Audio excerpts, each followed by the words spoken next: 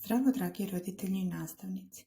U okviru projekta Digitalni pristupi u specijalnom obrazovanju za unapređenje jezičke razvojne oblasti uvešćemo ovu aplikaciju. Pre instaliranja preporučujemo da pogledate video za kreiranje profila i otvaranje naloga. Otvorite Google Play. Ukucajte u pretraživaču pametnica.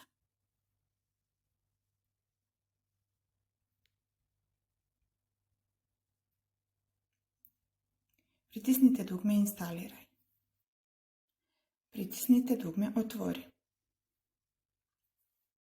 Na početnoj strani imate mogućnost izbora više igrica. Brojevi, slova, životinje, porodica, dani, kalendar, hrana, kontinenti, boje, zastave, oblici, profesije i kviz. Svaka igra se igra po istom principu. Pojavljuje se sa leve strane simbol, u sredini reč i sa desne strane strelica čijim dodirom se izgovara naziv simbola. 2, 3, 4. Suština je da dete može više puta da sluša naziv svakog pojma i da na taj način pamti. Posljednja igra je kviz. Otvara se strana na kojoj piše prepoznaj zvuk i pokreni zvuk. Kada izaberete pokreni zvuk, Evropa, izgovara se naziv simbola. Ispod su data 3 simbola i vi treba da izaberete odgovarajući.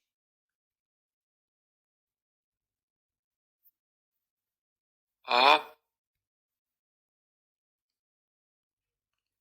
Ukoliko ste tačno izabrali, dobijate simbol i poruku tačno, kao i mogućnost da idete na sljedeće pitanje.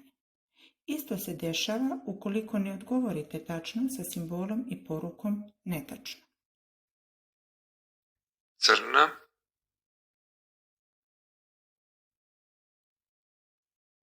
Španija,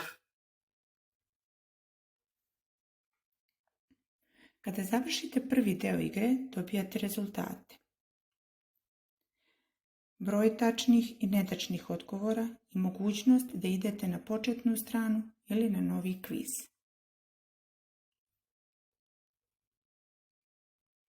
Svi simboli u kvizovima su iz prethodnih igrica. Pametnica je jednostavan i zabavan način za učenje jednostavnih pojmova iz svakodnevnog života. Svaki pojam je napisan ćirilicom i prati ga audio zapis.